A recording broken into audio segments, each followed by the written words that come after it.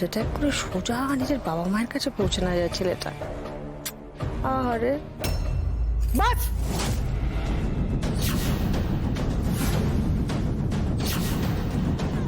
অনেক হয়েছে, এই নাটক বন্ধ করো।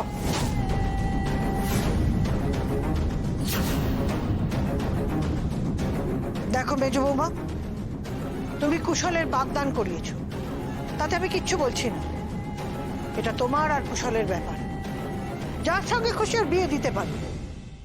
কিন্তু আমার দাদু ভাইয়ের সঙ্গে ওই মেয়ের বিয়ে আমি কিছুতেই দেব না।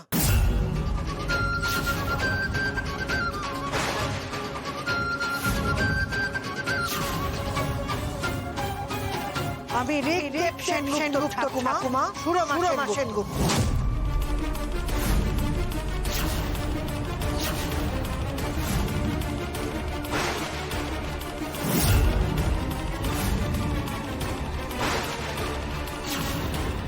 এখনো বহাল তবিয়তে বেঁচে আছে, ভুলে যেও না।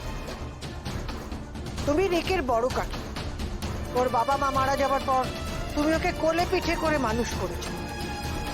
রিক তোমাকে কাকিমা না বলে মণিমা বলে, মায়ের জায়গা দিয়েছে তোমাকে। তার মানে এই নয় যে ওর বিয়ের সিদ্ধান্ত তুমি নেবে।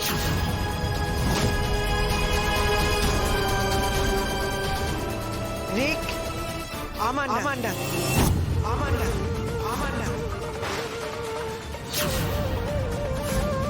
আমার জ্যেষ্ঠ পুত্র, আমার রক্ত।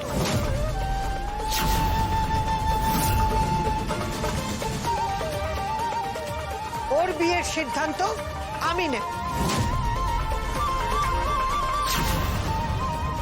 আর আমি বলছি আমার দাদু ভাইয়ের সঙ্গে এই মেয়ের বিয়ে আমি কোনোদিন হতে দেব না।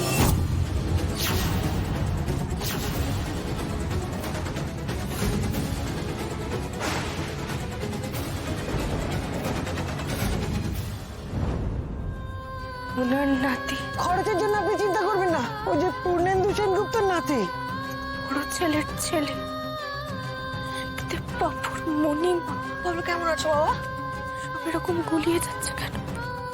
বলছি আমাকে একটু বুঝে বলুন না, ঋগদেব বাবু যদি এই সেনগুপ্ত পরিবারের ছেলে হয়, তাহলে কুশল সেনগুপ্তকে কি? কুশল আবার সেনগুপ্ত কোথা থেকে? মানে ওর তো কোনো পদবি নেই।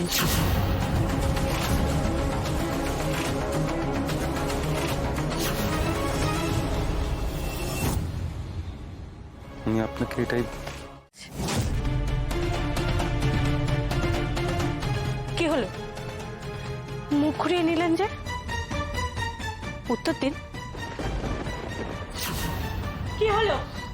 দুজনে মিলে চুপ করে আছেন কেন? উত্তর দিন।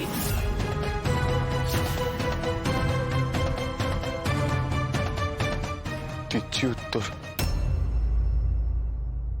চেষ্টা করছি বুঝিয়ে বলার। দাদু এখানে থাকলে সব থেকে ভালো হতো হয়তো, কারণ সবটা শুধু দাদুই জানে। ভনিতা না করে আসল কথাটা বলুন। আমি সিঙ্গাপুর থেকে ফিরে আসার পর দাদু আমায় বললো যে কোম্পানিতে স্ক্যাম হচ্ছে, আর যে বা যারা এই স্ক্যামটা করছে তাদেরকে আমাকে ধরতে হবে। তাই আমাকে অফিসে পাঠানো হয়েছিল। কিন্তু পূর্ণেন্দু সেনগুপ্তর নাতি হিসেবে গেলে তো আমি অফিসের এমপ্লয়ীদের সাথে কথা বলে বন্ধুত্ব করে তাদের থেকে ইনফরমেশন বের করা যেত না। তাই বাধ্য হয়ে আমি আর কুশল নিজেদের আইডেন্টিটি সোয়াপ করি।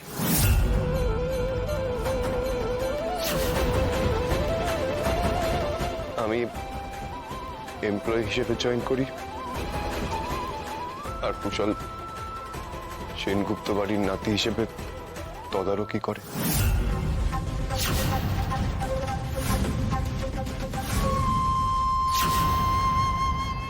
জালিয়াতকে ধরতে গিয়ে এখন যে তুমিই তোমার মধুবনীর চোখে সব থেকে বড় জালিয়াত হয়ে গেলে বেটা।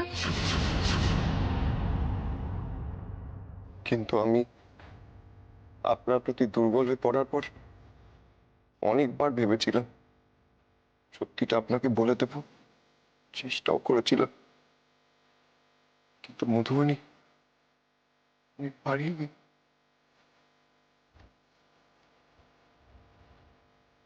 আমি দেখ এই কারণেই আপনাকে কোনো কিছু বলতে পারিনি।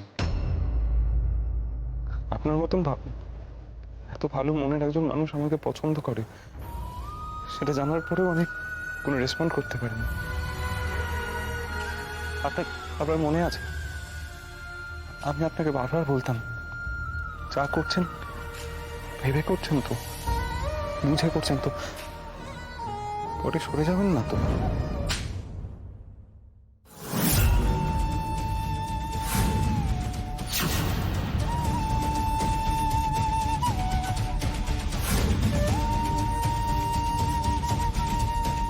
তুমি তো মাম্মা কপালে লাগার সময় ভালো লোকের নাম্বারটা নিয়েছিলে। ভাগ্যিস মনে করালি, তাহলে পরে তো আমার আবার আফসোস হতো।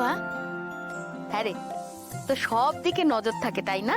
নজর রাখতেই তো হয়। মাম্মাটা ছেলে মানুষ, এই বুবুনটাও ছেলে মানুষ, ভালো লোকটা একটু একটু ছেলে মানুষ। এখন তো দেখছি তুমিও ছেলে মানুষ, আমায় তো নজর দিতেই হবে। ওরে বাবা রে, পকা বুড়ি একখানা। তুই বস, দাঁড়া দেখি তোর ভালো লোককে একটা ফোন করে দেখি। হ্যাঁ, 1 মিনিট এলাস দিদুন, মাম্মা তো কোনো কাজেই গেছে।